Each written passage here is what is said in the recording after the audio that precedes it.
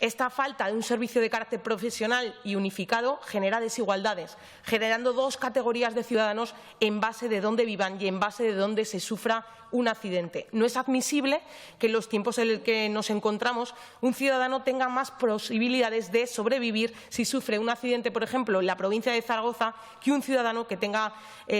su municipio en la provincia de Huesca, como por ejemplo puede ser Binefar. Esta falta de servicio profesional y unificado también produce que no tengamos la certeza de si se van a cumplir 35 minutos de respuesta en cada caso de emergencia y si la persona que va a atender la emergencia es un bombero. Actualmente se están cumpliendo las situaciones con voluntarios que tienen buena fe, pero que no tienen una formación adecuada, como consideramos desde nuestro grupo parlamentario.